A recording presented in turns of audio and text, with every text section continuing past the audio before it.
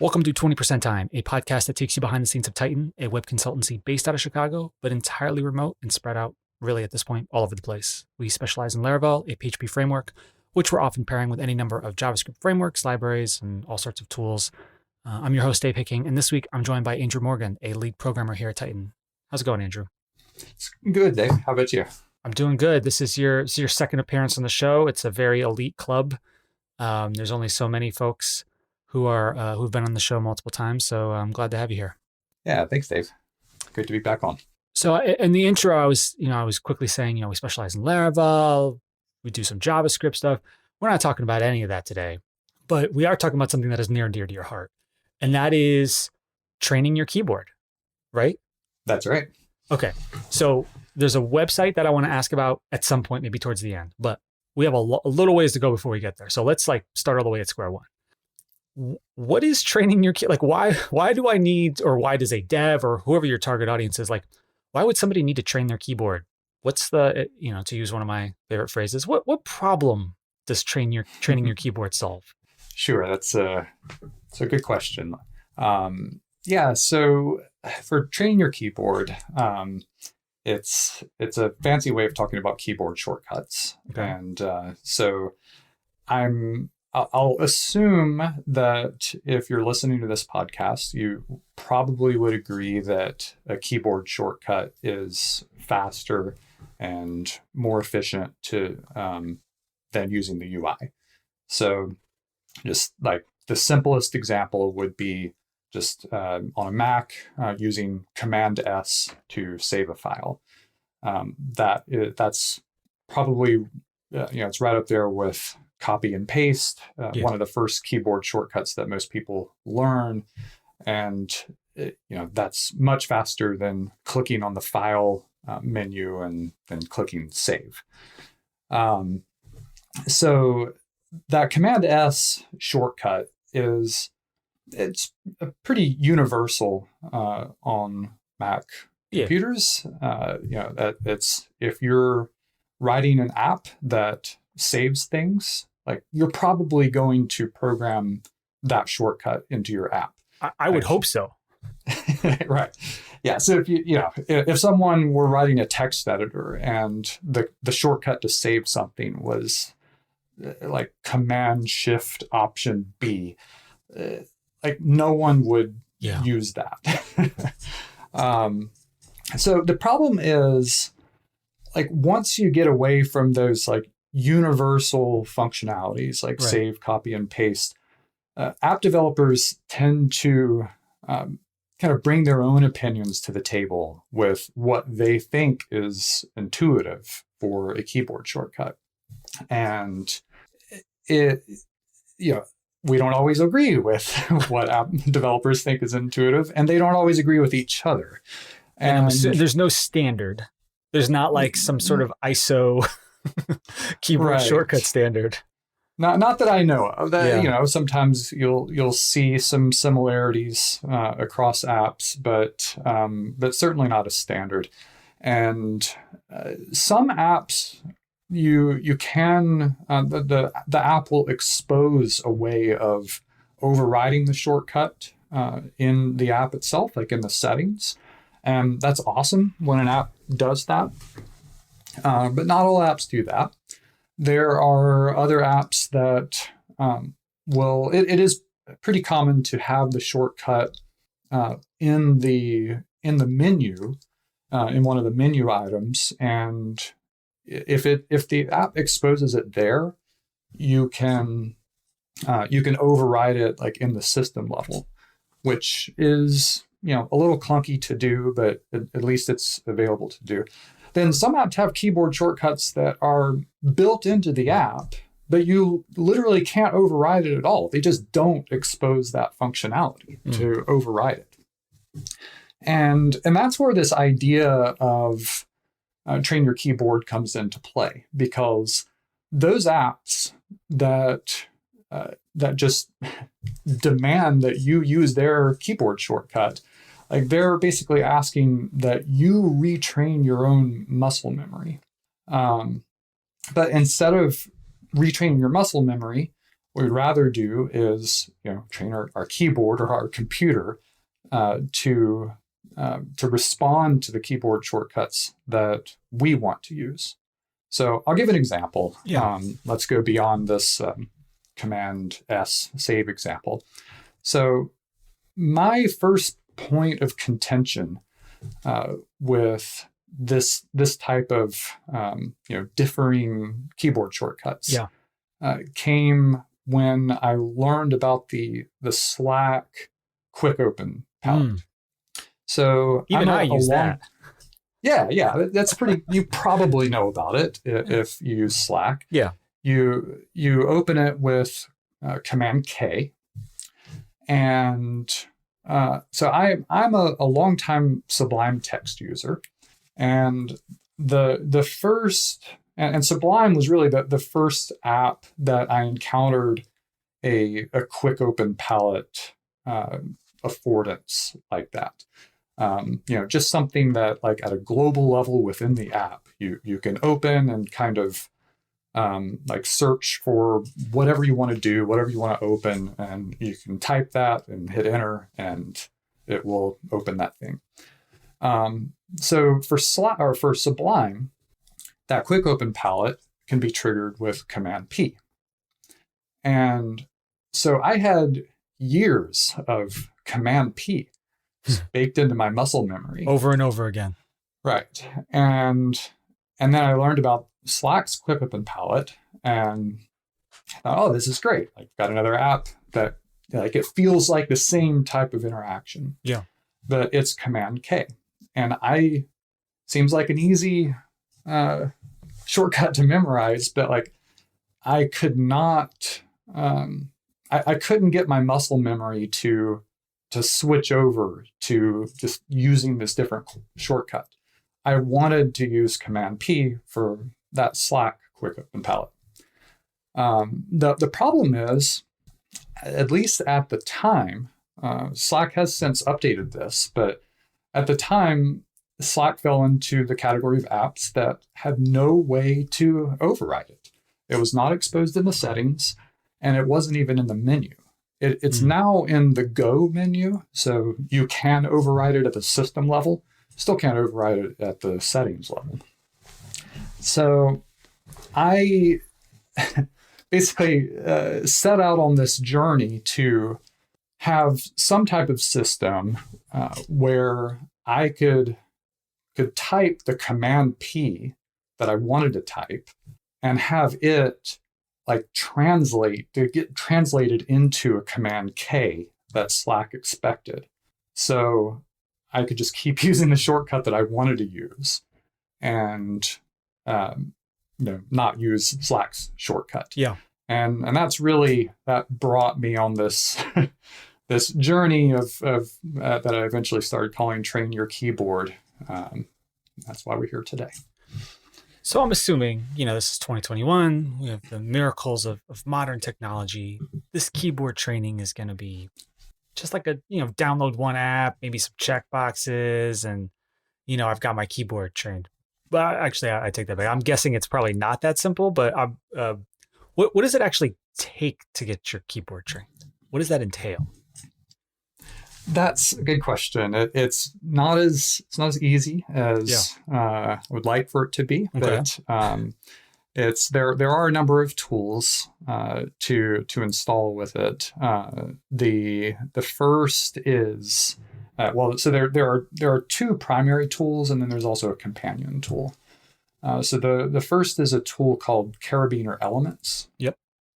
So it's a lot of people are probably familiar with it. It's a tool that allows for key remapping, like at the system level, and it has a config file that is defined in JSON format.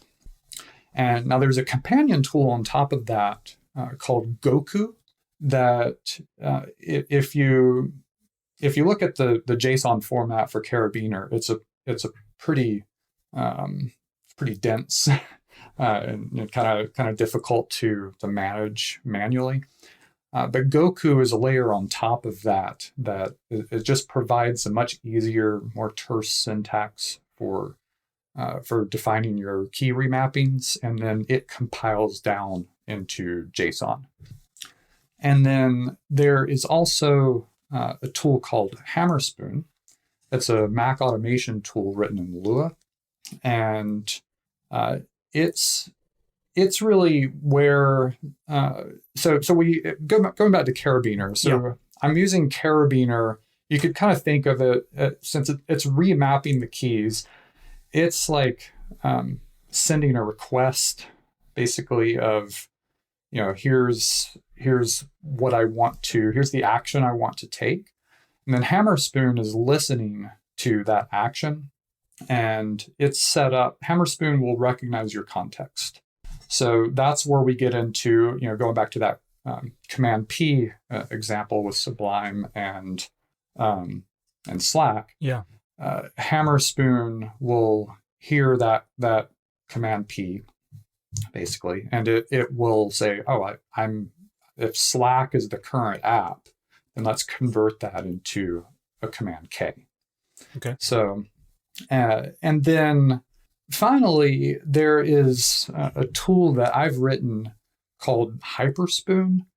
Okay. And that is... Now we're getting really advanced. You've gone from like, I'm taking stuff that's off the shelf to, it's time to write my own. Yeah. So Hyperspoon is, it's a tool that I've written that is, it's really inspired by how Laravel defines routes. So if you think about a Laravel route, the syntax, there's like route : get, and then then you put in your the path. So say like /login. Yeah. And then you've got like your controller and the method. So Hyperspoon is written in that similar type of syntax where it says hyper : app. And you put in the first parameter there is your app that you're contextualizing this shortcut in. And then you say : action, and you put in the type of action that you're doing. So thinking about that quick open palette, the action would be open. And then the next parameter after that would be a Lua table, which you can think of kind of like an array or like a JSON object. And it's a table of mappings. Yep. Makes and sense. so it's, within that open action, what are the types of things that you might open, which we'll get into more later. But the whole purpose of Hyperspoon is really to remove some of the extra repetitive things in Hammerspoon and just get down to simplifying this idea of having a system where you have one shortcut that responds differently in different apps. Okay, I think that makes sense. So why, at least to me, I'm not a dev, so but I think I got it. Why call it Hyperspoon? Yeah, so hyper is kind of its own concept. And okay, tell me more.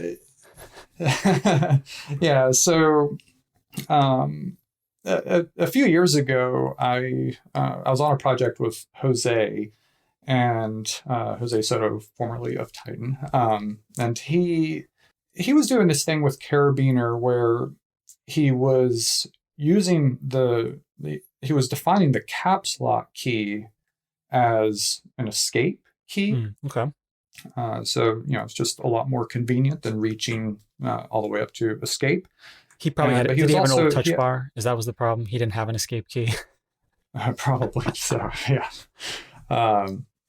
And he was also using it as a modifier, where if you held down caps lock, then he would use the Vim directional keys, the H, J, K, and L directional keys. So like saying holding down caps lock and J would go down. Traditionally in Vim, J is down, K is up, H is left, L is right. Okay. So he would use caps lock to be able to turn those keys into arrow keys basically in any app. Okay. And that kind of got me interested in that whole concept. And I was reading and stumbled upon the idea of the caps lock key as what's called a hyperkey, which is basically overriding a key to where holding down that one key converts it into holding down Command, Option, Control, and Shift at the same time. So basically, like a keyboard shortcut that no app developer would ever build into their app, because no one's going to use that shortcut. And the purpose of that is to eliminate these conflicts. Because when you start getting into overriding shortcuts, you can easily conflict with shortcuts that are already built into other apps. So the whole purpose of Hyper is to avoid those potential conflicts. And as I started really developing the system of contextualizing these keyboard shortcuts, it really turned into using the caps lock key and other quote unquote hyper keys to be able to trigger these actions in Hammerspoon. So it's in my system, it's no longer directly converting the caps lock into Command, Option, Shift, Control, but it's using that as a modifier to call an action in Hammerspoon. But that's really the origins of Hyperspoon. Okay. It's kind of a callback to the concept of hyper as a modifier. Okay. So if I'm a dev and I'm listening to this and I'm kind of intrigued, but maybe I need a little bit more to push me into the world of training my keyboard, do you have a go-to example for like something that has like something that you have done with this system that has really like made a big difference for you, or just made something that's super annoying much easier? Sure. Yeah, I'll use a simple example first. Like a few apps that a developer is typically going to have open on your computer is, say, a text editor, probably your browser, maybe a chat app like Slack or Discord, and a notes app. Let's use those as an example. So one common interaction that you would make with your browser is navigating back to the previous page. Yeah. Maybe less frequently navigating forward, but you would do that sometimes as well. And the browser has the back and forward buttons there in the UI in the top left. You also can do it with the mouse or the touchpad. Yeah. But that can be a little annoying as well. But there are shortcuts for those. In Chrome, I think it is Command left square bracket for back, right square bracket for forward. And but these other apps, say Slack, going back to the Slack example, yeah. Slack can go backwards and forward as well. And I think they're the same shortcuts. Command left bracket for back, right bracket for forward. And Notes apps can do that as well. Now, depending on the Notes app, sometimes the shortcuts are different. There's, as an aside, there's seems to be like a little battle going on between the right and left square brackets and the arrow keys. Some apps I'll see it's like Command Shift right arrow and left arrow. I was just going to say, I didn't even know in Slack that the brackets worked, because I use Command left arrow, right arrow. So there you go. Oh, did you override that? No, that's just how it works. Oh, really? Yeah. Oh, maybe they support both. I didn't even know that. Yeah, but that's interesting. But as you say, right, different apps do different things. Yeah, but on Slack though, like this is something that like I've seen people type in in Slack itself and on Twitter, like, oh, how do you go back? And that's it's a shortcut that people forget. But if you get used to using it in the browser, going back and forward, then that starts to carry over into other apps. And so going back to the idea of using caps lock as a modifier with this Hyperspoon tool, the way I have mine set up is it's caps lock H to go back. Okay. And so remember H in Vim is kind of Vim. Inspired by Vim. Yeah. That would go left. It's like left arrow in Vim. So caps lock H goes back. Caps lock L goes forward. And so that's something that I have that same keyboard shortcut to go back and forward, whether I'm in the browser or in Slack. So I can be in a channel in Slack and get a message and open the quick palette to respond to that message and then go back right back to where I was. Yeah. And it's just really simple. Now, in a text editor, this is where I start to rely a little bit on a more abstract idea of what going forward is. So most text editors have a go to definition functionality. It's typically like if you're on a function that you're calling, something like that, like you can hold down Shift and click on that function and it will take you to that definition. But that's typically there are keyboard shortcuts for that as well.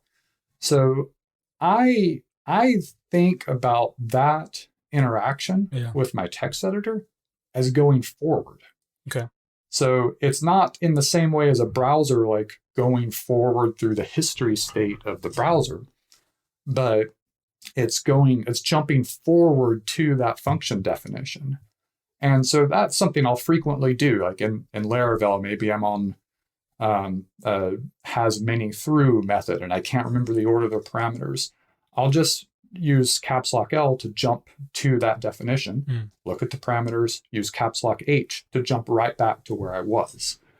And that, like abstractly, that feels like the same exact experience as I have in the browser or in Slack, jumping forward and backwards.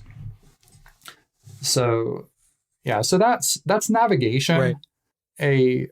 Just a little bit more of a complicated example to expand on this idea of using other keys as hyperkeys. I have, so we started off with the quick open palettes with Slack and Sublime. So I have, as I've gotten used to using the caps lock key, I have switched over to using caps lock plus O as like what I'm calling like my default way of opening things. Okay.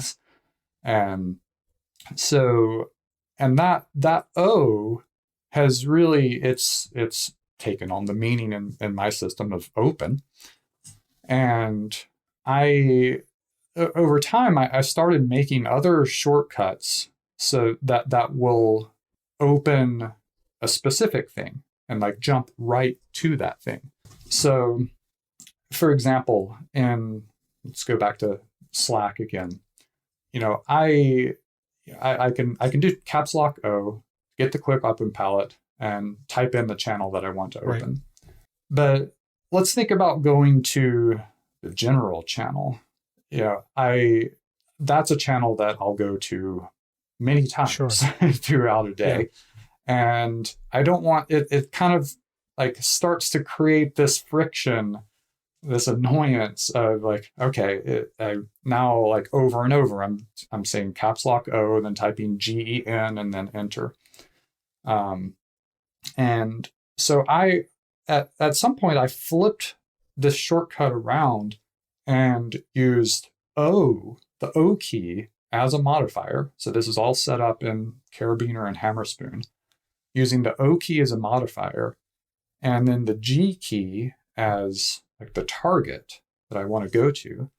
And so to go back to the general channel, I just hit OG. And whatever other channel I'm in, that immediately takes me back to the general channel. Okay.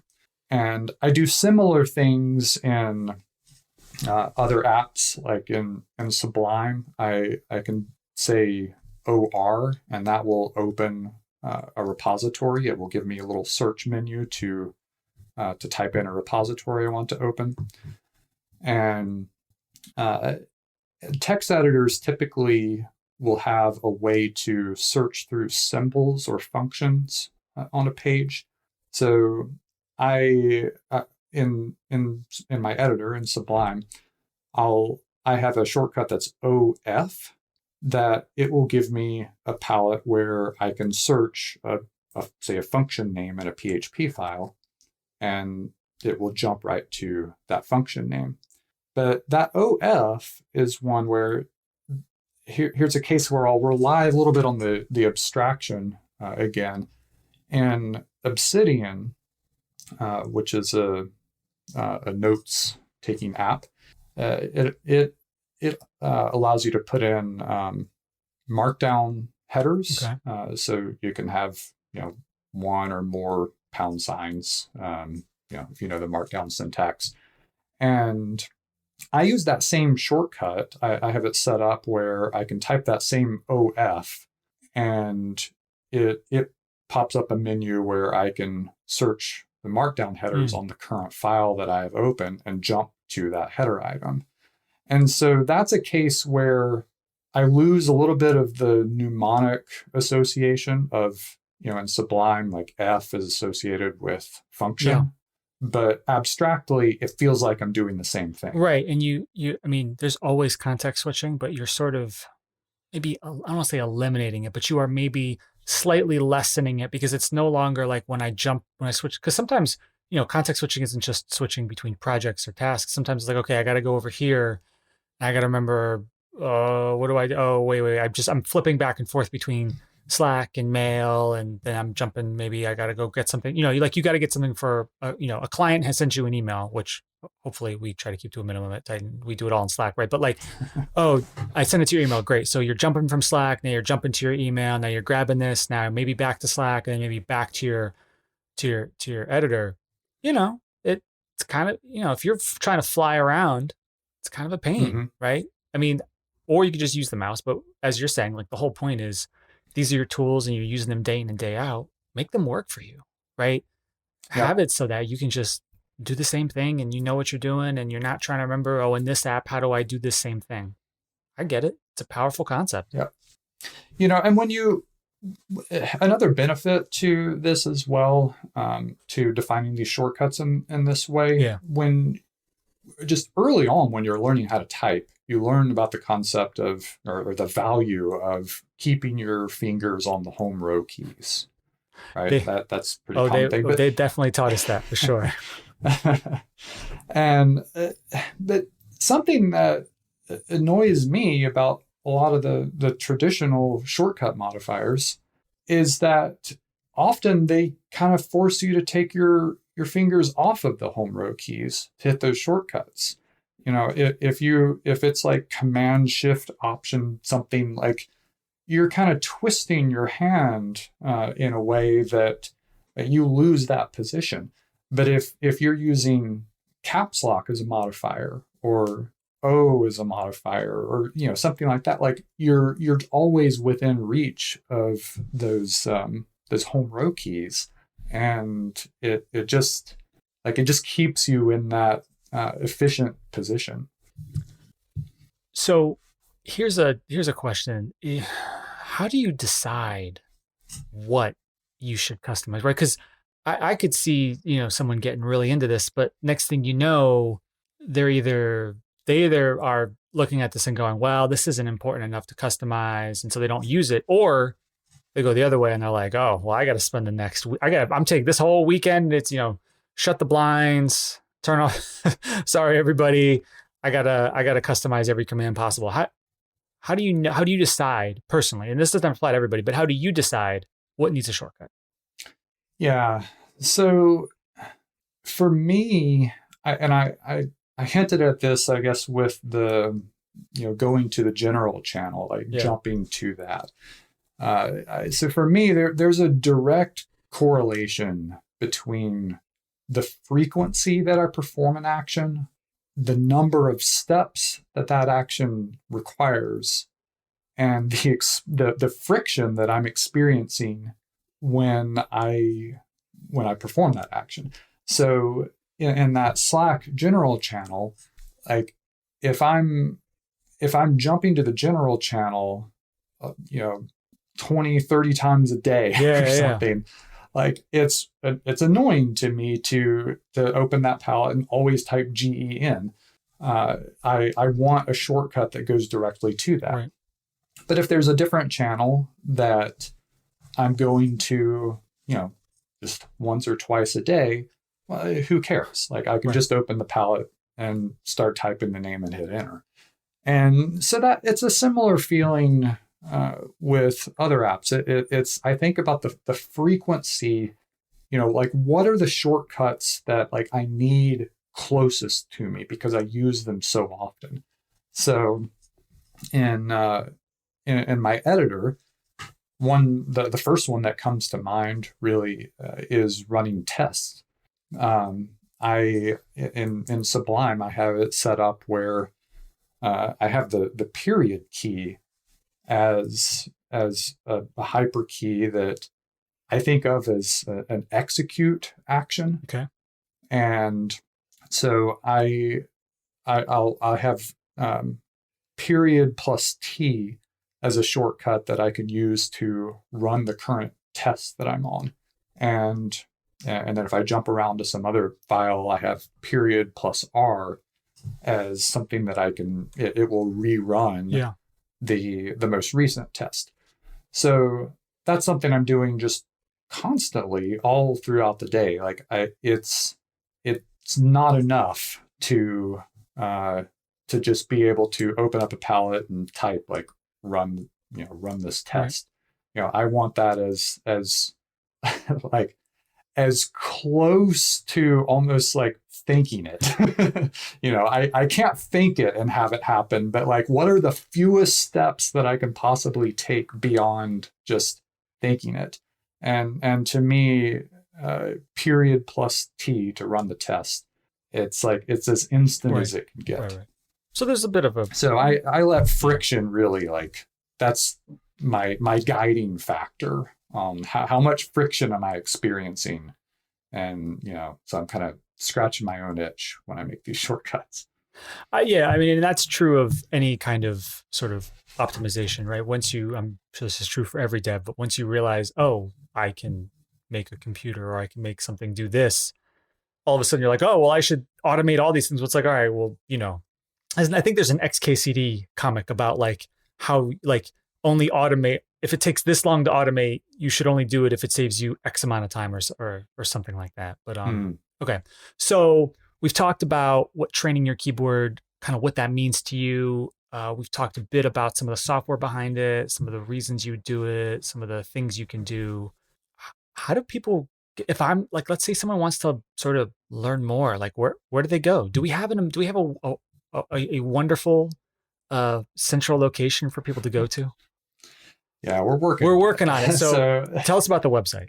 Yeah. Well, before I jump to the website, I think it's worth noting it will probably be published by the time this podcast airs. I think that's the there's plan, a blog post. Yep, we got a blog post. There's a blog post that should be out called "How to Train Your Keyboard." That's the first place that I would hope that people will look, because it really outlines all of the steps of installing these tools, and it gives a lot of examples, a lot more examples. It can be a little difficult to talk about these things on a podcast, but the blog post walks through a lot of these examples, and really it goes into the idea of creating your own system. So you can even see during these examples today where I'm kind of grouping these like actions, like these open actions and execute and navigation, those types of things, the blog post goes over a lot of that stuff. So I'll definitely link to that in the show notes. So if you're listening to this, you'll find a link to this blog post in the show notes. We'll make sure that they're timed so that the blog post comes out, because it really is like it's true. The website will be cool when we talk about it. But if you're talking like nuts and bolts, you want to get started. Yeah, it's great to like talk about it. But as Andrew said, like this is definitely the kind of thing where reading, seeing visual, like this is all very, very helpful. So that's a good point. Thank you. Yeah, and so back to the website, we're working on the idea of, like I said earlier, kind of eliminating the barrier of entry. I'm not the first person in the world to come up with the idea of customizing keyboard shortcuts, but you'll see. I mean, there are plenty of excellent blog posts out there of people doing these types of things, but we're trying to make it so just the setup is easier. So people have less of a reason to not do this, and so that's the first goal of the website, is really to just have a place for resources. But it's also, we want a place for people to be able to share what they're doing and get inspired. So a lot of these shortcuts that I have mentioned, they're part of my own personal system. They're purposefully opinionated. It's kind of how my brain works in regards to just how I use my keyboard and what's intuitive to me. But what's intuitive to me isn't necessarily intuitive to other people. But it's fun to get inspiration from how other people are doing things, and I like the idea of just people having their own systems and just having a way to share them and visualize them, and just get inspired by one another. Yeah, and that goes back to what you were talking about, I think, when we earlier in the episode, which is that developers are often an opinionated bunch, and the developers of Slack decided on one set of keyboard shortcuts, and the developers of Chrome have decided on keyboard shortcuts. And there are definitely influential apps that have like sort of inspired lots of apps to have similar keyboard shortcuts, right? I feel like Gmail was somewhat, sort of not a trailblazer, but definitely popularized certain keyboard shortcuts just for even navigating within a sort of a list, and some of those common keyboard shortcuts that lots of, I think, email apps and other apps kind of emulate. But if you're an opinionated dev who you kind of wish that certain apps worked a certain way, like that's kind of the whole point of this, right? Is like, yep, it's almost sort of saying, yeah, like Andrew's going to be opinionated, people at Titan are going to be opinionated, you listen to the show, you're going to be opinionated, and this gives you the power to be opinionated. Basically, you don't have to be boxed in by someone else's opinion. At least for keyboard shortcuts. There's lots of other cases where you might be. Yeah, and once you have your own system set up, and you have kind of these groups of actions, you start to translate those more across apps. And so recently, I've been using the Obsidian note-taking app, and one of the first things I did with it are just like I'm mapping over my keyboard shortcuts. Like, okay, where is the quick open palette? How do I go forward and backwards? How do I open specific notes that I want to open frequently? And as I'm learning what Obsidian uses for these shortcuts, I'm just putting those straight into my config in Hammerspoon. Yeah, and it works the way that all my other apps work. Yeah. So outside of this podcast, which hopefully people enjoy, and outside of your blog post, like if someone wanted to learn even more, like dive even deeper into this world of training their keyboard, are there any other resources that you kind of check out or that you link to that you'd like to learn more, that you think people should go to in order to learn more? Yeah, so I would first just search for people's dot files on GitHub, just to see what other people are doing. In the blog post, I have referenced Jose Soto's dot files, as well as Nathan Morgan, now of Titan. He's been doing this stuff for a while, so his dot files on there, and as well as my own. So that's the first thing, is just looking at the dot files and config of other people who are doing this type of thing. And second, I think it's worth reading the Hammerspoon documentation. Their documentation is it's really good. And Hyperspoon is, it's the layer on top of it that makes these keyboard shortcut mappings easier. But there's a lot more that you can do outside of what Hyperspoon gives you. Yeah. And so I think it's worth reading the Hammerspoon docs to just get some inspiration. And finally, as well, we do have a Twitter account. It's Train Your KB.